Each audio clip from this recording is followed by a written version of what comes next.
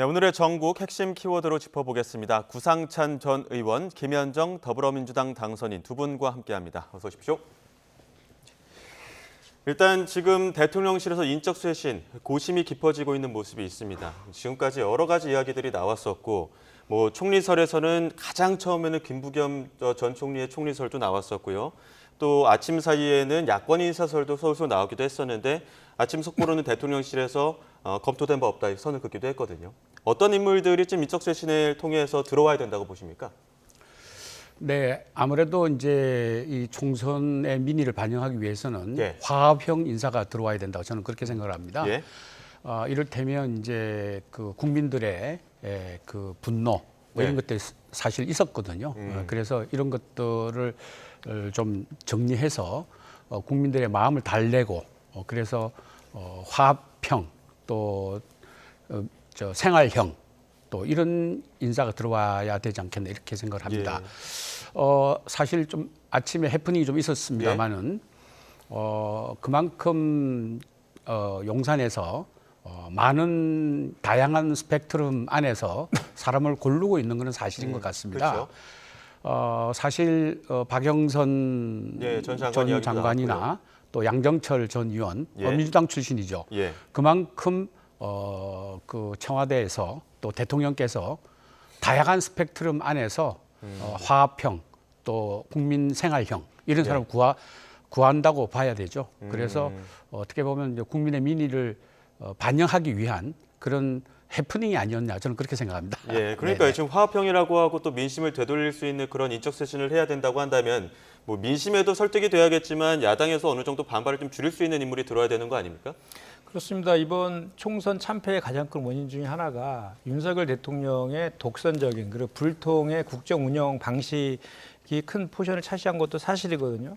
그렇기 때문에 지금 한마평에 오르고 있던 이런 그 인사들, 특히 야당 인사들을 포함한 이런 인적 쇄신에 관련해서는 한편으로는 윤석열 대통령이 이제야 좀 이제 민심을 받들어서 정치를 시작하는구나라는 점에서는 평가할 지점이 좀 있는 측면도 있습니다. 그런데 중요한 것은 그것보다는 그 어떤 사람을 하느냐에 보다는 그 사실 어제 그 국무회의 모두 발언에서 한 내용을 보면 형식과 내용면에 대단히 실망스러운데 중요한 것은 어떻게 그 쇄신할 것인가에 대한 구체적 내용들이 빠져 있고 오히려 국정 기조는 바꾸지 않겠다라고 소통이 문제다라는 식으로 이렇게 말을 했거든요. 그렇다라고 하면 국민들의 민심은 국정 기조를 바꾸라는 것이었는데 그거에 대해서 전혀 지금 인지하지 못하고 있는 이런 좀 아쉬운 측면이 있는데 이런 국면들을 그럼에도 불구하고 총선에 참패했던 이런 국면들을 모면하기 위해서 이런저런 인사들을 기용하려고 하는 그런 그 얄팍한 정치적 술수로 보여진다라고 하면 이 인사는 또다시 실패할 수밖에 없다. 그렇기 때문에 저는 어떤 인사를 하느냐보다는 빨리 이재명 대표가 제안한 영수회담도 응하고 해서 야당과의 협치를 통한 쇄신책을 마련해서 제시하는 것이 더 급선무다라고 생각합니다. 인적 쇄신, 인선도 중요하겠지만 일단 영수회담을 통해서 야당과의 관계 회복에도 조금 더 노력을 해야 된다 이런 입장이신데요. 어제 또 국무회의 모두 발언을 통해서 대통령 또 총선 관련해서 입장을 내지 않았습니까? 그런 입장에서 본다면은 물론 그 이후에 대통령실의 입장을 밝혔습니다만 영수회담과 관련해서 그러니까 야당 대표의 만남과 관련해서 물리적인 시간이 필요하다 이런 이야기도 했거든요. 언제쯤 가능할 거라고 보십니까?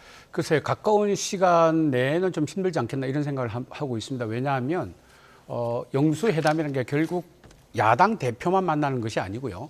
여당, 야당, 또 제3당 이런 당의 그 대표들과 만나는 거거든요. 우리 당의 경우는 지금 당 대표가 지금 부재, 그러니까 공백 상태예요. 한동훈 비대위원장 있다가 이제 그만두고 나갔기 때문에 대표가 없는 상황이고 또 민주당은 이제 이재명 대표가 이제 현존하는 상황이고. 그 다음에 또 이제 조국 대표도 있고, 그렇죠. 우리 정부 여당의 당 대표가 없습니다. 그래서 이것도 이제 이런 상황을 좀 수습한 다음에 그 다음에 이제 영수회담이 이루어지지 않겠나 이렇게 생각을 합니다. 다만 저는 여기서 한 가지 지적하고 싶은 것이 승자의 도의라는 것도 있거든요. 지금 저희들이 패배하고 나서 지금 오늘 아침에도 박영선 뭐 전 장관이라든지 양정철 장관 얘기가 의원 얘기가 나왔던 것도 다양한 스펙트럼에서 많은 사람들의 얘기를 듣고 또 그렇게 해서 이제 인사를 하려고 하는 거 아닙니까? 네, 그랬는데 벌써 이제 얼마 되지도 않아서 바로 뭐 영수회담부터 하자 뭐 그러면서 대통령 압박하는 건 성자의 도의가 아닌 것 같아요. 적어도 수습할 수 있는 기회를 주고 또 어저께 대통령께서 충분히 그 사과도 했고 어떻게 하겠다는 여러 가지 의견을 밝혔지 않습니까? 근데 이제 직접 사과하지 않았다. 또 혹은 뭐 이런 뭐 어떤 다른 또 이렇게 흠집잡기로 간다는 것은 성자의 도의가 아닌 것 같아요. 결국 이 정치라는 것도 도의가 있는 거거든요. 이렇게 몰아붙이는 것이 아니고 적어도 우리 그 정부 여당에서 대통령께서도 지금 충분히 얘기를 하셨죠. 국민의 그 회초리 혹은 또 국민의 심판 이런 게 겸허히 받아들인다고 얘기를 하셨거든요. 이제 그러면 조금 이제 우리 그 정부 여당의 액션을 기다릴 필요가 있다고 저는 봐요. 이렇게 막 몰아붙이는 것은 싸우자는 것밖에 더 되는 거 아니거든요. 그래서 조금 기다려 보시고 또 여기서 오늘 이 인사 해프닝도 결국 다양한 스펙트럼에서 여러 가지 얘기를 듣고자 함이거든요. 그런데 그걸 이제 막 몰아붙이는 것은 제가 보는 성자의 도의가 아니다. 원래 승자가 양보하는 법이고 또 강한 자가 후한 법이에요. 이렇게 몰아붙이는 거 아닙니다. 그 이제 물리적 시간 좀 그 승자의 도의로서 좀 기다려줘야 될 필요성도 있다 말씀하셨는데, 그러니까 지금 대통령실에서는 물리적 시간을 이야기하는 게 여당의 대표도 좀 나와야.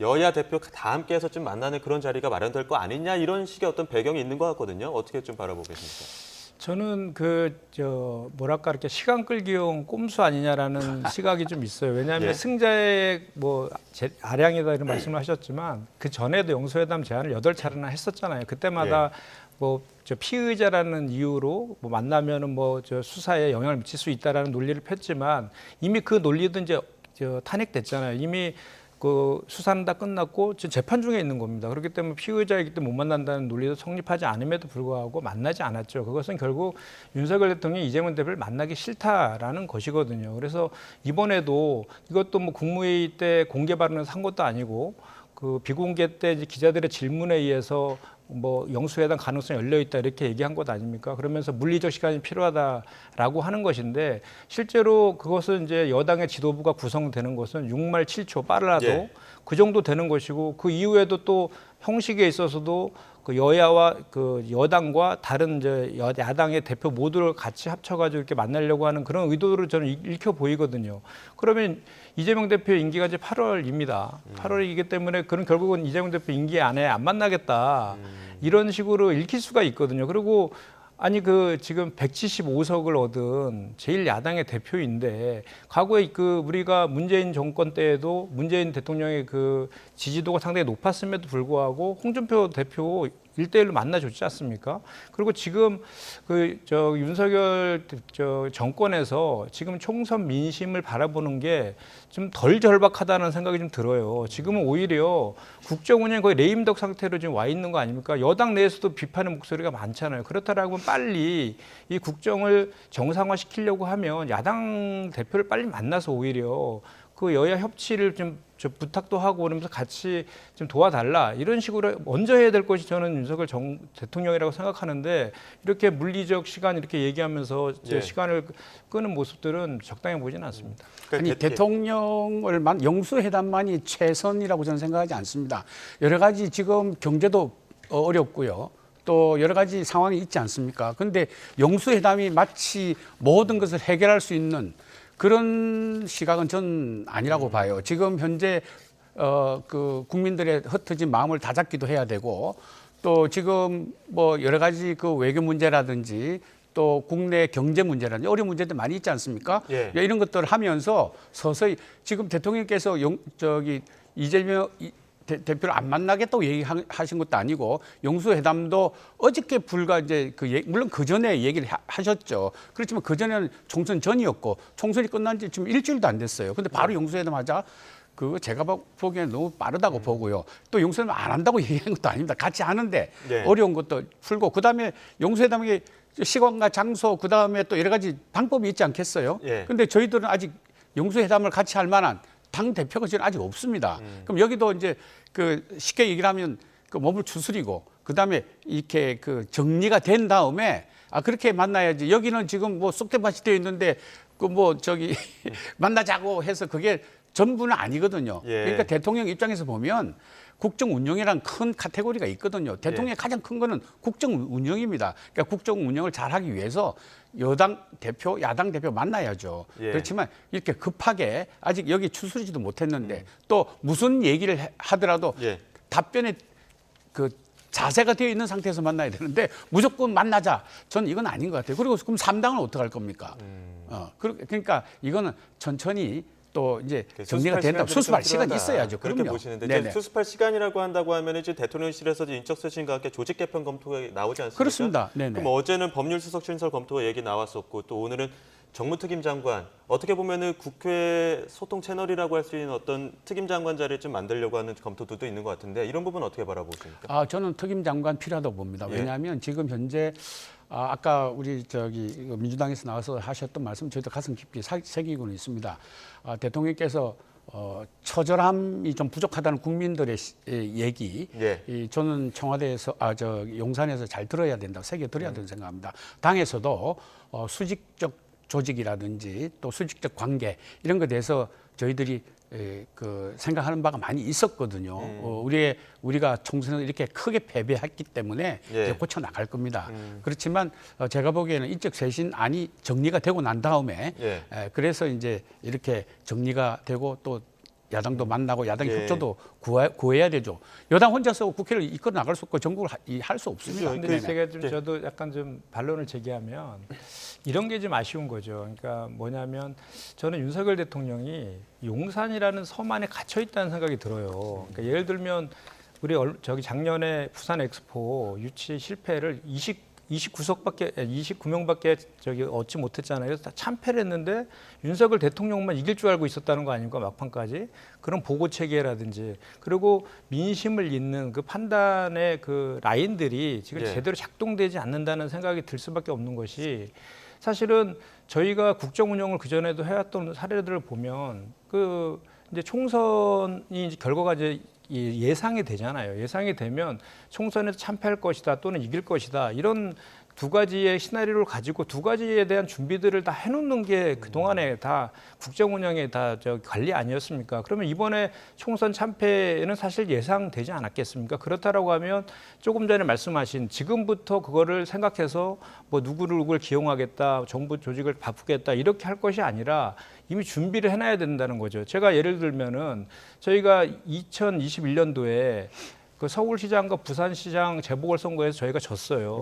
지자마자 문재인 대통령이 사과하셨고요. 바로 정세균 총리가 사퇴하셨습니다. 그리고 그 정무수석이 일주일 만에 또 사퇴했거든요. 그것은 그런 이제 시나리오 중에 하나를 준비됐던 것을 바로 이렇게 하면서 그 민심을 추스리는 그런 과정인 거거든요. 그것이 그 정부 여당의 책임 아니겠습니까? 그런데 지금 같은 경우에는 어제 그 윤석열 대통령이 하신 말씀도 그 내용을 보면은 지금 그 말씀은 약 긍정적으로 평가를 좀 하셨던 것 같은데 전혀 그렇지 않잖아요. 그러니까 그 경제라든지 민생이라든지 외교 안보 측면에서 지난 1년 10개월 동안 윤석열 정부에서 무능하고 무책임했다라는 것에 대한 심판이 분명히 내려졌음에도 불구하고 그 기조는 맞다. 국정기조를 바꿀 생각이 없다. 다만 소통이 좀 부족했다.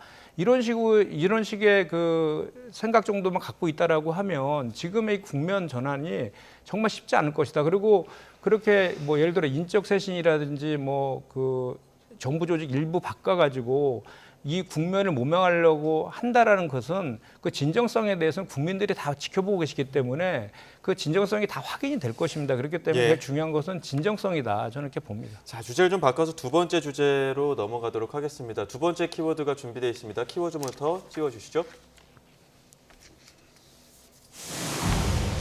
여당의 실무형 비대위 체제, 비대위원장은 누가 될 것인가? 자, 일단 국민의힘이 어제 지금 총선 어떻게 보면 참패 이후에 실무형 비대위를 구성해서 차기 당대표 선출을 위한 전당대회, 조기 전당대회 열기로 합의가 됐습니다. 어제 당 지도부의 이야기부터 들어보겠습니다. 그래서 원내대표님께서 비대위원장을 맡으시는 걸로 의견이 모아졌다. 그런 의견이 있었지만 결론을 내리지는 않았습니다. 조금 더 의견 더 수렴해 보겠습니다. 실무형 관리형 비대위라고 얘기를 하지만은 저는 그거 플러스 혁신이 소위 말해서 혁신이라는 단어가 반드시 들어가는 비대위가 돼야 돼요. 윤재욱 원내대표가 비대위를 빨리 구성해. 일부에서는 윤재욱 원내대표가 가는 게 맞다 하는 얘기도 있지만 저는 달리 생각해요. 일을 참 잘하시고 있지만은 일단은 우리가 변화하고 반성하고 사죄 자성의 분위기로 만들기 위해서는 새로운 얼굴이 필요해요. 비대위. 네, 윤재욱 원내대표는 오늘 뭐 상임 고문도 만나서 의견을 청취하겠다 이렇게 얘기도 했고요. 아직까지는 명확하게 결정된 건 없다고 하지만 큰 틀에서 본다고 하면 4달 초에 원내대표 뽑고 그 전에 이제 비대위 구성한 뒤에 6말 7일 초에 전당대회 꾸려서 바로 새로운 당대표 뽑는 이런 시나리오로 가는 것 같습니다. 지금 국민의힘의 수습책은 어떻게 바라보고 계십니까? 예, 그 비대위가 이제 쇄신형 비대위가 있을 수 있고요. 그다음에 실무형, 관리형 비대위가 있을 수 있습니다. 예. 말씀대로 관리형 비대위, 또 실무형 비대위는 그야말로 전당대회를 하기 위한 새로운 당대표를 뽑기 위한 비대위죠. 이건 행정 절차상 필요한 비대위. 왜냐하면 최고위가 있으면 최고위에서 결정하면 됩니다. 그런데 최고위가 지금 없고 그렇기 때문에 이제 이거 법적으로 행정적으로 비대위가 필요하죠. 그 쇄신형 비대위는 아니지만 관리형, 실무형 비대위를 하기 위해서는 먼저 이제 그 빨리 비대위가 해서 이제 쉽게 얘기하면 조기 전대회는 룰이라는 이걸 정해야 되거든요. 이제 그렇게 하기 위해서는 제가 보기에는 이제 그 절차상 필요한 비대위이기 때문에 윤재욱 대표가 그냥 맡아서 원내대표가 맡아서 그냥 이건 행정적인 절차를 위한 비대위니까 그래서 이제 나가야 되지 않겠나 이렇게 생각을 하고요. 또 아직 결정은 되지 희박하지만 결정되지는 않았습니다만 쇄신형 비대위를 또 만들 수가 있어요. 이건 뭐냐면 지금 당장 어려우니까 비대위를 통해서 조기 전당대회를 하면 또 이제 당이 어렵거든요.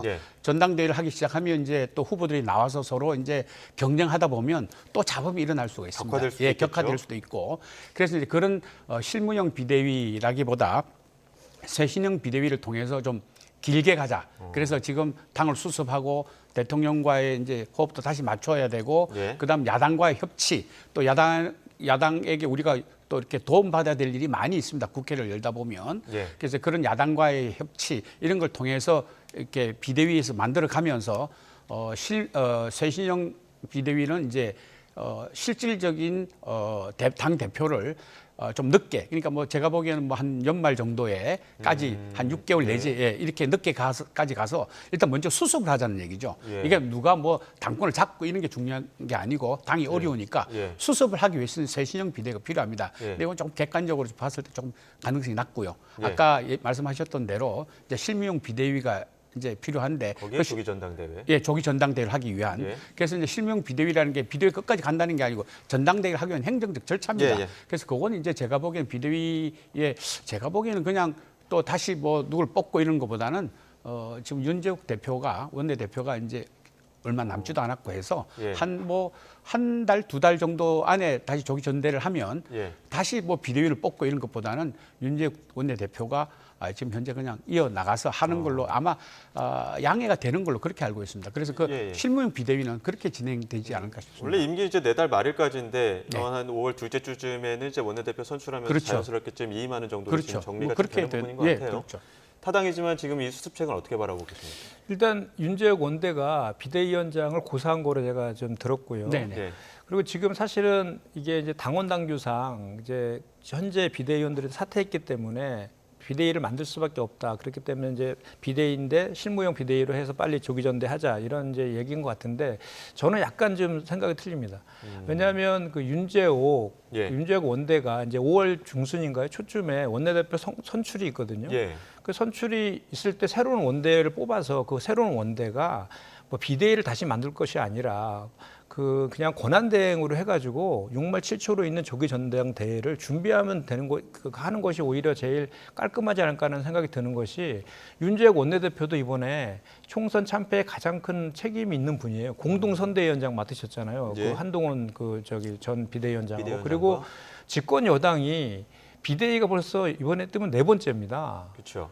그러면 너무 이게 비정상적이잖아요. 그리고 뭐 2년이 다 돼가는데 비대위 체제가 4번 뜬다는 것도 국정뿐만 아니라 국민들도 대단히 불안해하고 여야 관계도 되게 비정상적으로 갈 수밖에 없는 것이거든요. 또 아무리 비대위원장이 당 대표와 같은 역할을 한다 하더라도 분명히 권한의 차이는 있습니다. 선출되고 임명된 거에 차이가 있기 때문에 그렇기 때문에 저는 제가 좀 전에 말씀드린 것처럼 그냥 뭐 비대위를 다시 띄울 것이 아니라 권한 대행 체제로 해서 조기 전대로 가서 마무리하는 것이 수습하는 것이 좋겠다는 생각입니다. 네. 구 전 의원님 앞서 좀 우려했던 부분들이 이제 다시 또 전당대회를 가게 되면 어쨌든 간에 당대표로 출마하는 사람들끼리 어떤 계파 갈등이 있을 수밖에 없지 않을까. 그런 부분이 좀 격화됐다 하면 좀 여러의 문맥을 맞지 않을까 이런 우려하는 부분들이 있는데요. 네. 자, 그러다 보니까 지금도 나오는 것들이 있습니다. 지금 영남 중심에서 수도권 중심 정당으로 좀 바꾸고 또 대통령실에 쓴소리를 할 수 있는 레드팀이 필요하다는 의견. 이 있고요. 그게 이제 비윤 중심으로 나오는 의견인 것 같고요. 수도권 위주의 의원들 위주의 생각이죠. 그렇다고 네. 한다면 네. 나경원, 안철수 당선이 뭐 이쪽인 것 같고 네. 또 친윤 쪽에서는 다시 지금 상황이 이러니 좀 상황을 안정감을 갖고 가야 되는 것 아니냐라는 쪽에서는 권영세 의원이나 권성동 의원 이야기하는 것 같거든요. 네.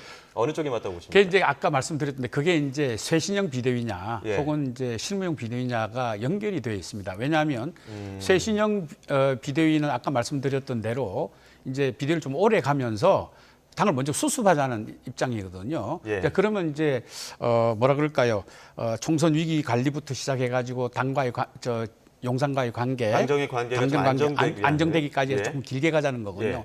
이제 그랬을 경우는 이제 아무래도 이제 친윤이나 이런 분들이 또 필요할 것 같고 예. 다만 이제 쇄신형 관리형으로 가자 그러면 관리형은 이제 빨리 전대를 하자는 거거든요. 그러니까 예. 당대표를 빨리 뽑자는 얘기입니다. 예. 그러면 이제 제가 보기에는 이제 수도권 위주의 후보들이 많이 중진 의원들 나오겠죠. 이를테면 이제 나경원, 예. 안철수, 뭐 권영세 의원도 뭐 수도권이니까 뭐 그런 분들이 나와서 이 전대에 나오지 않겠냐 이렇게 생각을 합니다. 그러나 어떻든 쇄신형이든 실무형이든 간에 저희들이 지금 국민의 심판을 받았고 또 소위 말해서 아까 뭐 야당에서 얘기를 하지만 용산에서 처절함이 안 보인다 뭐 이런 국민들의 혹은 언론의 심판을 지금 받고 있지 않습니까? 그래서 제가 보기에도 수도권 위주의 당 대표가 나와서 나를 좀 바꾸는 모습,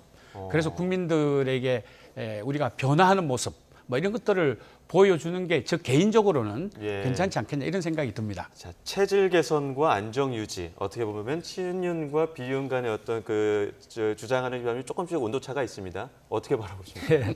네. 여론조사 보니까 거기에서 민심이 확인된 것 같아요. 보니까 이제 뉴스토마토에서 그 미디어 토마토에 의뢰해서 지난 13일과 14일간의 양일간에 걸쳐서 이제 한 여론조사를 보면 이번 총선 패배의 가장 큰 책임은 윤석열 대통령이라는 게 68%에 해당해요.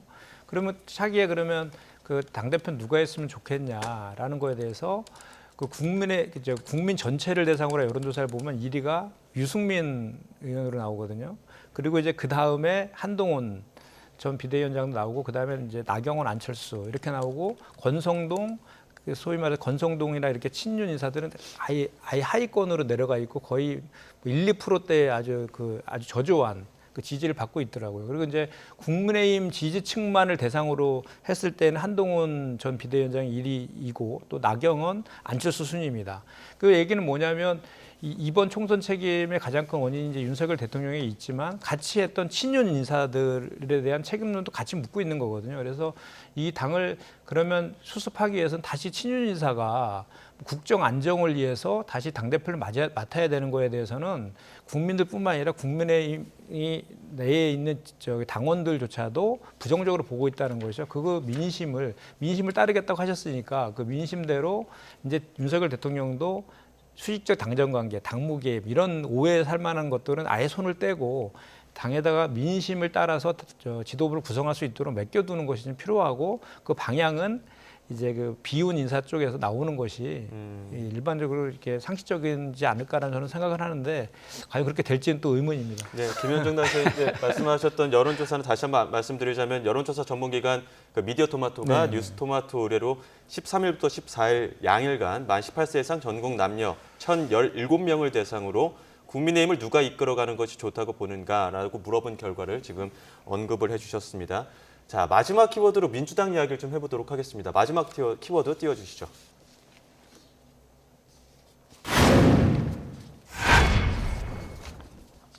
자, 찐명 경쟁, 이재명 대표의 연임설이 솔솔 나오고 있습니다. 자, 이 부분을 키워드로 잡아봤는데, 자, 8월 전당대회 앞두고 연임설이 나오다 보니까 지금 측근들을 중심으로도 이 이야기가 나오고 있거든요. 한번 그 목소리부터 들어보겠습니다.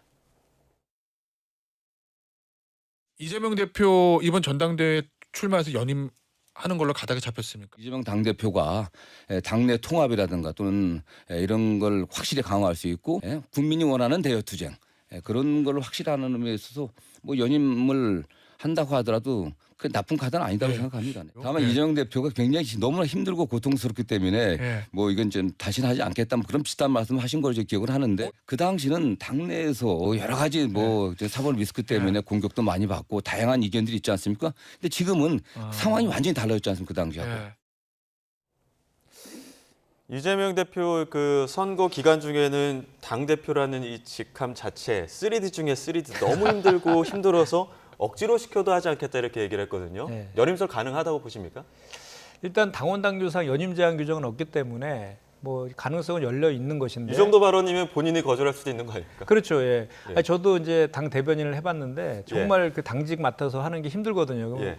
뭐 최고위원도 그런데 당 대표는 오죽하겠습니까? 일정도 정말 많고 살인적이고 또 그 권한만큼 또 책임도 대단히 많은 자리이기 때문에 리스크도 되게 크거든요. 그래서 본인은 이제 강하게 지금 고사하고 있는 그런 상황인데 조금 전에 그 정성호 의원이 한 얘기처럼 이번 총선을 기회로 해서 상황이 많이 바뀐 것도 사실입니다.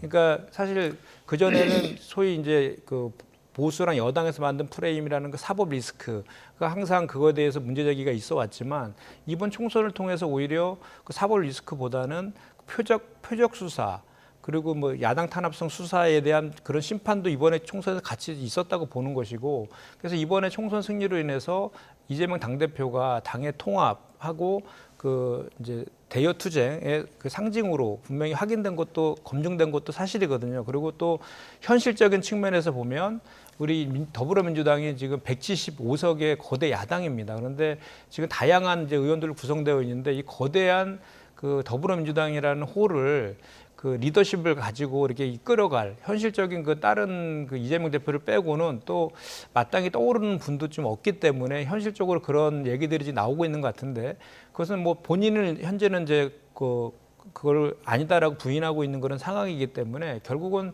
좀 더 지켜봐야 될 것 같고 결국은 당원들의 뜻과 그 민심이 어떻게 흐르냐에 따라서 좀 가능성이 이렇게 양쪽 다 있지 않을까라는 저는 생각을 해봅니다. 예, 그 민주당의 대표 연임설은 어떻게 바라보십니까? 저는 생각이 좀 다릅니다. 예? 네, 민주당 대표 연임설은요 아무런 정치적 의미가 없습니다.